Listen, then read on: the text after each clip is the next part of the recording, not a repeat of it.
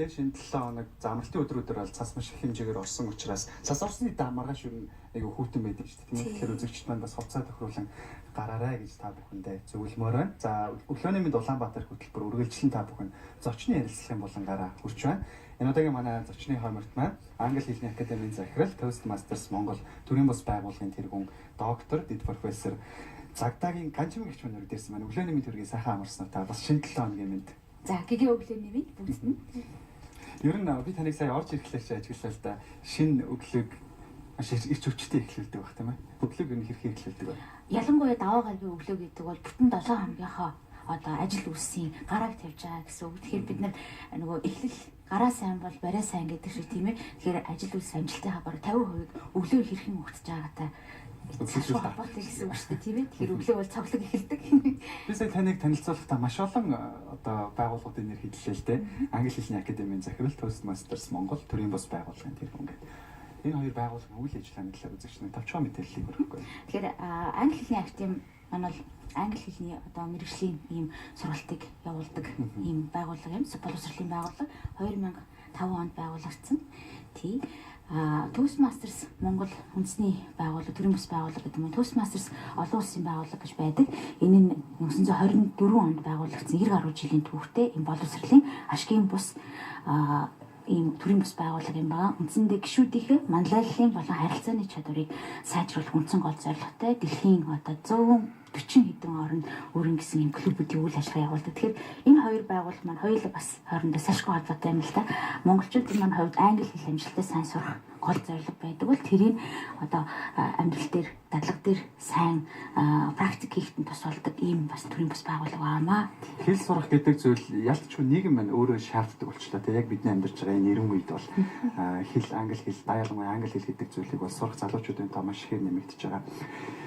Яг ямар арга барилаар суралцах ёстой байдгийг англи хэлийг сурахад одоо магадгүй юу гэдэг одоо миний нас арай болохгүй хаа ч гэдэг юм уу тийм ийм бодолтой бас хүмүүс нэрсэр байдаг л баг л та тийм. Тэгэхээр ер нь яг хэл сурах хамгийн энгийн оновчтой арга нь. Одоо би англи хэл заагаад одоо 20 жил болж байна. Тэгээ хүмүүлийн ухааны их сургуулиуд төгсөөл хүмүүлийн ухааны их сургуульд багшаар болцсон. Тэрнээс хойш одоо ингээ англи хэл заагаа явж байна. Тэгэхээр яг одоо ингээд харахад бол хамгийн гол зүйл нь ерөөсөө бид нар хүн болгонд тэр хүн 6 настай байж болно, 80 настай байж болно. Тэр нь хамаагүй насны хязгаар бол угаасаа байхгүй юм тийм ээ. Жөөр угаасаа хэл гэдэг нь хэрэгцээ болсон юм чинь. Гол зүйл нь юу вэ гэвэл би яг сурах гэж байгаа. Яг энэс эхлэх хэрэгтэй байна л да. Би яагаад сурах гэж байгаа, ямар хугацаатай, ямар төвшөнд очсон байх хэвтэй.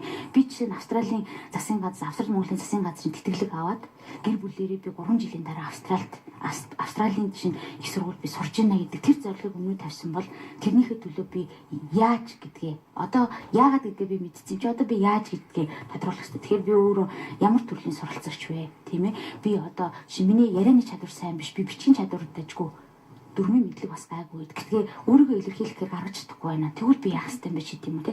Би одоо цагийн хуваараа яах вэ? Цагийн менежмент минь ямар байх ёстой юм бэ? Би орой шүн суугаад юм хийгээд ивэл их сайн амарч сайн хийдэг үү юм уу? Өглөө эрт босохоор сайн хийдэг юм уу? Гэх мэтэр ингээ өөрөөр хэлбэл яаж ямар аргаар сайн суралцвал болох вэ гэдэг тэрнийг анхаарад тэгээд хамгийн сүүлд нь одоо юу вэ гэдэг маань англи хэл нь өөр болж орж иж байгаа гэсэн үг аахгүй. Тэгэхээр хамгийн түрүүнд ерөөсөө чин тэр хүсэл эрмэлзэл үнэхээр сайн сурыг гэсэн хүсэл эрмэлзэл байх юм бид нар насаж хамаагүй бол чин цаг хугацаа хамаагүй тэр үедээ санхүүгийн боломж ч хамаагүй байхгүй. Яг өнөөдрийн энэ одоо IT хөгжсөн энэ эрен үед бол өөрөөгөө бие даагаад англи хэлээр маш сайн амжилттай сурах бүрэн боломжууд нэгдсэн тий. Маш олон клубүүд ажилтдаг болчих. Ер нь одоо бүхэл бололцоо нээлттэй болж тий. Их сайхан бидний үед бол одоо жишээ одоо бидний үе гэдэг чинь бас л 70 эд оныхан чи байгаа мó гэдэг шиг юм болох гэдэг шүү дээ тий 70 эд оныхан байгаа мó гэдэг шиг бидний үед л нэр үнэхээр их сургуулийн 1-р курс энтерд орох чинь нэг Кембриж гэдэг ном байдаг тэр номыг бүр ингээд копидцсан тий копи нэг жижигхэн копидцсан тэр нэг ингээд эргүүлсээр байгаа бүр ингээд халтар болцсон нэг тийм ганц номтой л үүдвэл шүү дээ одоо бол боломж байх тусам бид нэр бас нөгөө боломжийг тэр чигээр нь ашиглахад бас таархан л баг шиг байгаа юм л та тийм ээ. англи хэлийг ямар аргаар сурвал илүү үр дүнтэй сурд юм бэ? Зарим хүмүүс сабтайтлтай кино үзэх, зарим хүмүүс ном орчуулах гэх янз янзаар сурдаг шүү дээ, тий. Тэгэхээр хамгийн гол нь бидний энэ сурах процессыг яг үндсэндээ одоо та нарын үеийнхний гэж 5 дугаар ангиас англи хэл өгсөн байгаа тийм ээ. Их сургууль зохимжоор англи хэл орцсон байгаа. Тэгэхээр доор хаяж ингэ бодох юм бол нэг 9 жил бол үдцсэн байгаа байхгүй. Яг тоогоор хэлбэл 9 жил үдцсэн байгаа. Тэгээд би 9 жил үдцсэн хэрнээ миний үр дүн ямар байна вэ? Хинхийн хувьд болохоор ерөнхийдөө нэг pre-intermediate түвшинд очиж гаццсан байгаа байхгүй. Тэгээд дундаас жоохон доош түвшинд очиж юм харахаар за нэг баримжаа нэг иймэрхүү юм байна да гэдэг. Дуудлага жишээ нь харах юм бол за нэг рижиг заримдаа алдаатай бас дуудлагатай орж ирдэг тийм ээ.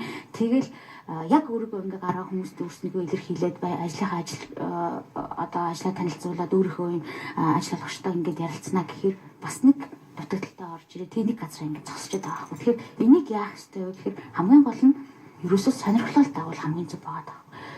Англи хэллийг сурах процессыг өөр аз жаргал болгож хуурах хамгийн чухал байгаа байхгүй. Тэгвэл яг тэрийг одоо лайч юм шиг эсвэл одоо ёстой гайч юм шиг эсвэл алдтлагч юм шиг санах юм бол энэ өөрөө угаасаа яахгүй. Тэгэхээр яг сайн минийхний хэлдгээр кино үзэх. Би ямар төрлийн кино үзэх дуртай. Гэхдээ тэр киног зүгээр нэг зориггүйгээр үзэх биш байгаа байхгүй. Дагаж хилээд тэр хүмүүсийн хоорондын шинэ яриагаа сайжруулах гэх юм бол ярих хэрэгтэй болж байгаа байхгүй. Би амнасаа гаргаж ярьж байгаа зүйлээ өөрөө чихээрээ сонсч чихээ онгойлохгүй бол би ярьж чадна гэдэг чинь айгүй хэцүү асуудал. Өнөөдөр хүртэл над руу муцтал.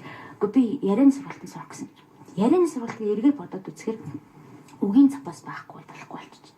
Өгүүлбэрийн бүтцүүдийг англи монгол хэлний төр бус хэлний ялгаатай талаар шүү дээ. Тэгэхээр тэр өгүүлбэрийн бүтцүүдийг ялгаатай талыг би бас ойлгоцсон байх хэрэгтэй байхгүй.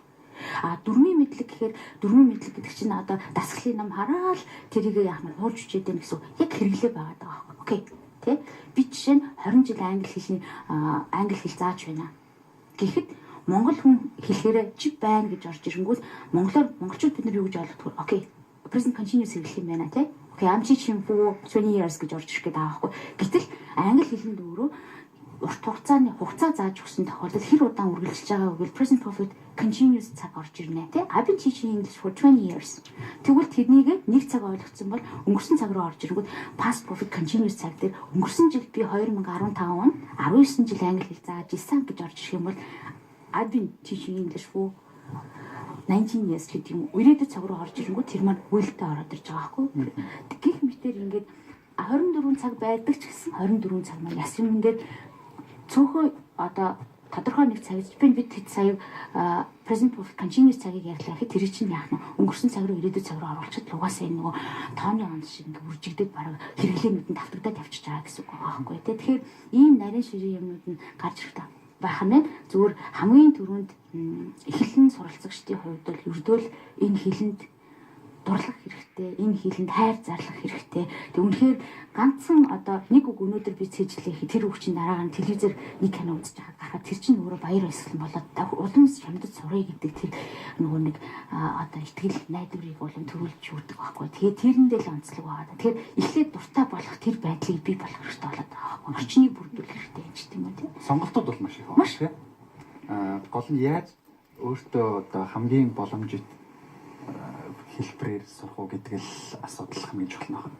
Тэрнээс орчин гэдэг асуудал бас маш чухал байна. Ярих дадлаг гэх би хичнээн юм цээжлээл, би хичнээн юм уншаал цээжлээл өөрийн болох гол ганцаараа ингээд шаналаад авах шаардлага байхгүй. Одоо бол ялангуяа бид рүүлсэн тийм нийгэм өөр болчихжээ. Одоо жишээ нь Toastmasters олон улсын байгууллагын клубуд Монголд ажиллаж байна тийм. Чин 4 өдөр болгон Toastmasters Монгол клубын 2 цаг англи дээр явагдах хуралд оролцоод үзэлтэй. Өөрөө ихтгэл тавиад үзэлтэй. Хэр зэрэг алдаатай ярьж ийн гэдэг чинь хэл зүйч нь хэлээд өгчин. Ямар солог хэрэгжилж ийн гэдэг чинь бас хэлээд өгчин тийм. Английн альтем дээр ихэд Great Mongols гэдэг бас клуб явж ийн чи тийм. Эсвэл Movie English энтергээ бас киногаар англи хэл заадаг. Янз бүрийн тийм нөгөө боломжууд байгаа болохоор жоохон судалгаа хийхэд яг таны цаг зав тохирсон тийм одоо үйлчилгээнүүд тийм газрууд зөндөө байгаа байхгүй юу. Тэгэхээр зөв хамгийн гол нь бид нар ярихын төдийд л байгаа байхгүй. Алхам яг хийхгүй байна. Би сайжруулах гэсэн. Би үнэхээр сайжруулмаар харин тийм ээ. IELTS-ийн 7 оноо авчихсан гэл тийм. Зөв авчихсан гэж бодоод байгаа бол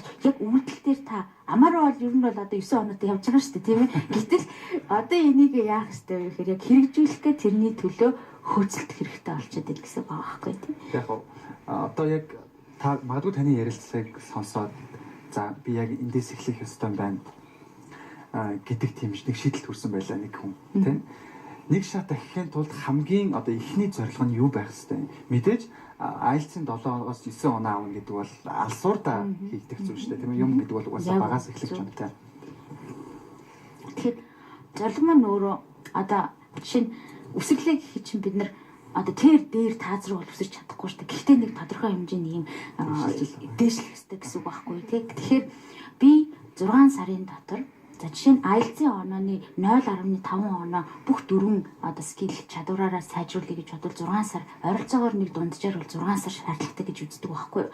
Тэгэхээр за би 6 сар одоо өнөөдөр би 11 сарын хэдэн гэж 14 гэж бодоход би 6 сарын дараа гэхэд 5 сарын 14 гэхэд миний англи хэл тийм ээ би маш сайн баттай intermediate, upper intermediate түвшинд хүрсэн байна. Тэхийн тулд би яах ёстой вэ гэхээр бүх юм тодорхой байхгүй. За би 100 хамгийн хэрэглэгдэх сэдвийн талаар өөрийгөө бүрэн чөлөөтэй илэрхийлж чаддаг болно. Би IELTS-ийн жишээ нь IELTS гэж бодлоо гэхэд IELTS-ийн би 6 төрлийн essay-ний төрөл байдаг. Тэрний нэг essay-ийг би 6 өөр essay би бичнэ. Тэгэхээр 36 essay би бичнэ ч гэдэг юм уу. Ийм маягаар тодорхой зорилгууд тавьчихвал би одоо Toastmasters-ийн хурал жишээ нь 10 гэлтэл 6 сарын дотор тавьчаад CC буюу чадварлаг communicator гэдэг шагналаа би авчнаа ч гэдэг.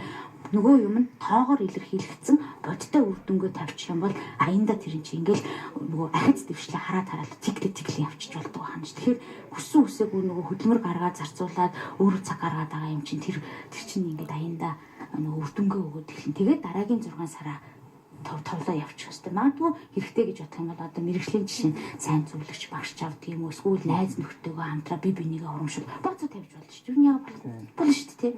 За хоёлаа өстэй. Дэмий юм дээр дэмий үр дүнгүй юм дээр цаг гаргахаар за өстэй хоёлаа 6 сарын дотор хоёлаа бацаа тавьж яа болохгүй гэж хийж болно шүү дээ. За тэгээ өстэй мэрэгжлийн хүний хоёлаа шалгуулангууд хоёлаа бацаа. Тэгээд бацаа заавал мөнгөний хэлбэрч байх албагүй юм байна шүү дээ. Ер нь бол тийм ээ. Тэгэхээр ийм маягаар зорилгоо тавиад зорилго нь өөрөө үр дүнгээ яаж хэмжих вэ гэдэг тэр нөгөө үйл явцаа өөрөө маш сайн тодорхойлж орж ирэнгүүт аяндаа тэг ингээд амтанд нь ороод явчихна гэсэн. Тэгээ урам сэтгэл зүйн амьтад байхгүй. Яг үнэндээ сэтгэл зүйн амьтад. Урмаар л жоохон юм мэдээл хүний хүчи болж штэ. Үгүй дажгүй болж штэ. Сайн байна штэ гэхэл нүдэнд нь ингээд дооч гэлцэл үш нэрээ би яг гинжвээ би ч чадчихжээ штэ гэл тий. Тэр нөгөө урам зориг юм чинь л юм болгоноос хүндрүүсэл байнга л урам зоригийг л авч иж хүмүүж урагшлуулах гол нөгөө машинаар бол тосмаас л гэсэн үг юм шиг байна. Тийм урмын сайхан үг чинь тий болж чадчихээн гэдэг тэрнийг өөртөө итгэх гэдэг юм чинь багаар ингээл өөр шингээл тэгээ аяндаа тэр чинь ингээд жинхэнэ итгэл болж орж ирдэг юм шиг байна тий. Богонд амжилтанд хүрвэл хүрэлт дааж залхуу хүрээлээ болохоос гэдэг тийм үг явж байсан. Тэр ерөөсөө тэр тарихт одоо миний докторийн зэрэг хамгаалсан сэдв болохоор cognitive linguistics гэж байгаа хөө таны мэдгүн хэл шинжилгээд одоо тарих ер нь таны мэдгүйтэй холбоотой энэ хэл гэдэг маань угаасаа тарихынд болж байгаа бүх процессыг гаргаж байгаа л одоо хэл тарихыг судлахын тулд угаасаа хүний хэлийг судалж байгаа байхгүй. Тэр бодол юу болж ийнү яаж ийнү гэдэг болгоны чинь л амаараа хүн яриараараа гаргаж байгаа шүү дээ. Тэгэхээр тэр болгоныг бид нэр дандаа үүдэргөр даанч гэл ороод ирэнгүүт угаасаа тархинд тодорхой ёсгүй угаасаа яах нь. Тэгэл унтралтын үс босч байгаа гэсэн. Би чадна.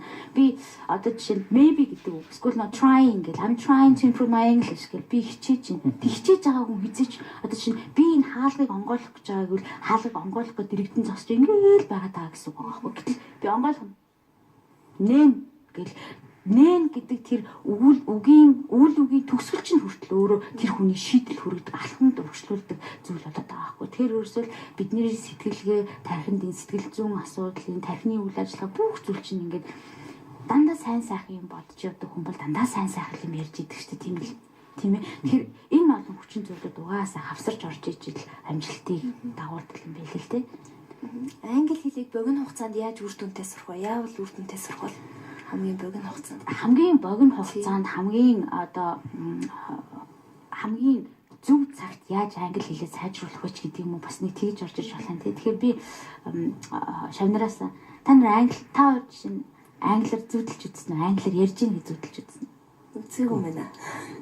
Одоо тэгэхээр үзэх хэрэгтэй гэсэн үг байхгүй. Төвлөрөл өөрөөр хэлбэл үүсгэх ёстой гэсэн үг болж байгаа байхгүй. Тэгэхээр энэ бол сэтгэл зүйн шинжилгээ ухаанаар угаасаа тогтоогдсон. Тэгээд яг унтахын өмнө бүх ажлаа амжуулчаад тэгээд нэг цаг өдөр болгон хамгийн гол нь өдөр болгонд л байгаа даахгүй. Нэг өдөр болгон нэг цаг л за одоо та хоёр шиг чинь ачаал хэрэгтэй байдаг хүмүүс магадгүй хороо 11 12 гэртээ хардаг гэж магадгүй тэглэж гисэн нэг хүртэл гүрэж байгаа л яах нь англиар киногоо үзэж болж байна, англиар цээжлэх юмаа давтаж болж байна, англиар нэг ном уншиж болж байна, ном уншиж гайхамшиг штэ бас. Гэтэ тэрийг чанга дуугаар унших хэрэгтэй гоо чихэндээ хоногшуулах юм бол тий. Тэгэхээр унтахын өмнө тэр үдсэн англи хэл дээр ачаал бүтэл өгсөн зүйл чинь шүнжэнгөө бүх бие амарч байгаа тарих угаасаа тэр чинь боловсруулж явал өглөө нэг харчингууд бүхэл бүтэн фраз юмудаар цээжинд ингээ орцсон явдаг гэсэн үг аахгүй нийтгүүр тий. Тэгэхээр хизээвэ гэдэг цаг нь айгуу чухал ханаа нөгөө төрөө хэлсэн нөгөө зориг гэж орж ирсэн тийм ээ. Тэрнээс гадна бас юу орж ирэх хэрэгтэй вэ гэхээр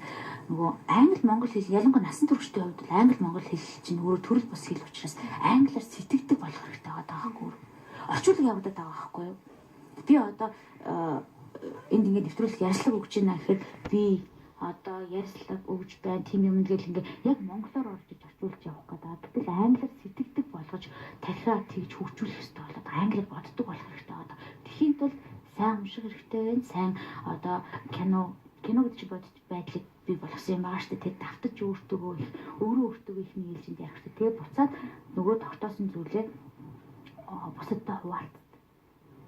Би биендээ одоо зүгээр нэг сансаад өнгөрүүл хүн тэсэгээл өнгөрдөг те хүн юм заавал бас бүр 90% тогтдог гэдэг байна. Тэгэхээр татан оролцуулах хэрэгтэй. Харилцаа учраас бусад хүмүүсийг найз нөхдөйгөө татан оролцуулж хамтдаа байвал айгүй үр дүнд хүрэх гол арга болчиход байгаа юм л та тийм ээ. За маш их баярлалаа гэж үгчтэй шинэ 7 хоногийн эхний ажлын эхний өдөр бидний урилгыг хүлээн авч студид маань англи хэл сурах байгаа залуучуудад маш хэрэгтэй зөвлөгөө мэдээллийг өгсөн гэдэгт миний хувьд бол итгэлтэй байна. Үзэгчдийн маань хувьд гэсэн бас өөртөө хэрэгтэй зөвлөгөө мэдээлэлүүд авч чадсан байх гэж бодож байна. Нэвтрүүлгийн төгсөлд бид үзэгчдэрээ нэг зочдоор уриалга хэлүүлдэг. Гэтэл таны ярьсан одоо хэлсэн бүх зөвлөгөө мэдээллүүд уриалга болж өгсөн учраас би танаар уриалга төр орхий. Бага шүү дээ урайг. За энэ зүйл бас уриалга юу гэж хэлэх бол сонирхолтой. Yeah, we are the best. We are the first. I can do it. You can do it. We can do it. Би чадна. Чадна л гэвэл угаасаа чадна. За бүгдэнд нь амжилт тийм. За маш их баярлалаа. Таны бас төлөвлөсөн бүх хэл ажил үйлсийн өндрөөсөн дээр амжилтыг хүсье. Бидний урилгыг хүлээн авч ирсэн баярлалаа.